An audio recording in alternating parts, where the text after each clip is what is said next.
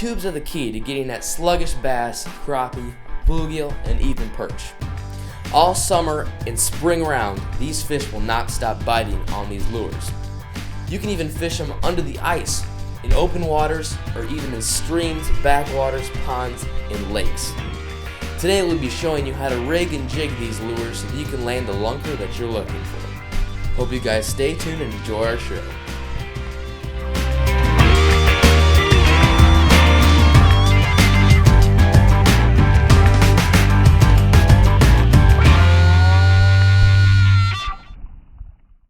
Anglers all around the world in the U.S. use tubes for its subtle presentation that triggers bites from lunker largemouth and slab crappie. Today I'll be showing you how to use these tubes to catch fish out in the water. Hope you guys stay tuned and enjoy our show. Right now I'm going to show you some of my personal favorite tubes for crappie. Right here I've got the Southern Pro Crappie Kit. This is a 121 piece kit including the jigs inside of it. I love getting kits for crappie and bluegill mostly because I have a variety and a large amount to choose from when I'm fishing. That's one thing I like to have is a lot of tubes because I'll run out of these things really fast because I fish with them so much. Definitely suggest these for crappie and bluegill. Even perch as well. If you jig these off the bottom, whether it be sand or gravel, you can definitely track some perch. Another one of my personal favorites for largemouth and smallmouth is Yum Live Prey Technology 3-inch tubes. Now the color I've got right here is a wounded shad color. I would definitely suggest this because when I use tubes I try to pick the closest thing and the most natural thing to an actual fish or dying minnow such as a shad. I love this design that it's got right here. It's a large, well-rounded tube with a lot of frills in the back, and this means that I can imitate a dying shad or minnow like I said before. I'll usually fish these in sand bottom rivers where there's a lot of shade and a lot of minnows scurrying around where there's struction, like I said, also pebbles or sand below. I'll usually pitch these under low-hanging trees where there's a lot of shade to track largemouth and smallmouth river bass. A lot of fishermen wonder how to fish tubes and where to fish tubes. What types of weather conditions are great for fishing with tubes? My answer to this question is tubes can be used anytime and anywhere. My preference would have to be late summer to mid-summer. I say this mostly because the bass and the crappie go much shallower in compact rock formations and submerged timber where there's a lot of low-hanging branches and a lot of shade. One thing to keep in mind when fishing for bass and crappie with tubes is they like to go shallow. They go in search for smaller bluegill and smaller bait fish that scurry around in these compact places such as rock formations and submerged timber. And a great lure to use is tubes that imitate a dying minnow or some sort of bait fish. Always keep this in mind when fishing for summer bass or white crappie. When fishing shallow water areas in tight coverage, you want to use short and light tackle. Right here, I've got a Shakespeare Agility 8-ball bearing system and a 5.2 to 1 gear ratio.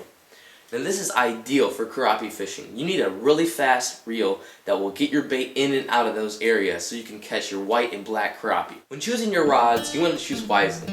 You want to look for something that's inexpensive and will get the job done. One thing I absolutely love about this rod is the fact that it's short. It adds a different characteristic when crappie fishing. Many crappie anglers, whether it be black or white crappie, will look at me and say I'm crazy. Well, I'm not. When using tubes, you want to use something very small that you can pitch and flip for. A lot of crappie anglers out there look for the method of trolling for crappie. Now this can be a good way to fish for a lot of crappie and catch a lot of crappie. But when fishing, I want to look for something that's fun and enjoyable. And a perfect setup for this is a 6-foot medium action rod. Bass fishing is a whole nother story. You need tough line, tough rods, and tough reels to get you through those backwater jungles so you can land the lunker that you're looking for. A prime example of one of these rod and reel combos is a Berkley Lightning Rod Shock Series.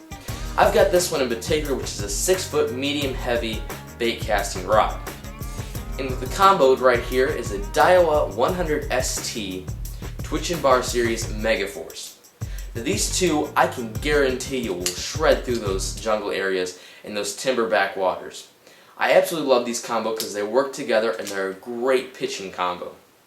The line that I've got on here is 20-pound test braid. You probably ask why braid and why 20-pound test? Well, it's simple and easy. When you have to get through those jungles, you're probably going to get snagged and hooked up with a lot of weeds. And especially when you catch a fish, that fish is going to drag you through some heavy cabbage. You want tough lines so you can drag that fish up on your boat or on shore. One thing you want to keep in mind when rigging your bass tubes is you want to think weedless.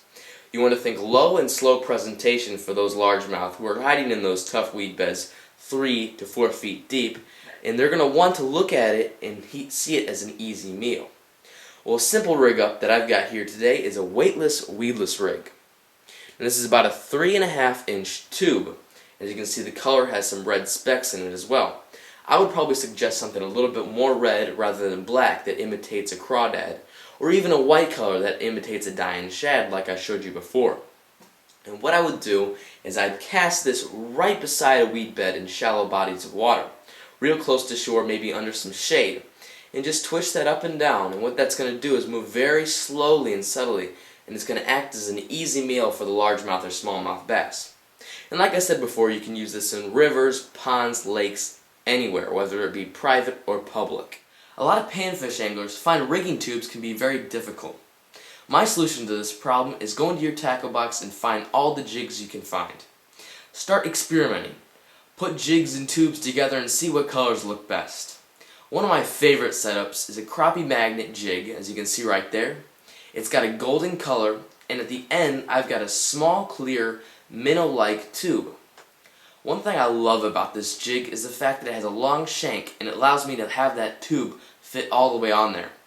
I also look for a plastic guard with my jigs so my tubes will not fall off and my tubes will last longer when I'm catching those multiple crappie, bluegill, and even perch. Now that you know how to use tubes, whether it be for crappie, bass, or even bluegill, go out in the water. Take a friend fishing or even a family member. Teach them what I taught you today. And this will be passed on through the generations and through other trips that person takes fishing. This is a chain of events that can be created through the angling world, whether it be for novice or beginner anglers.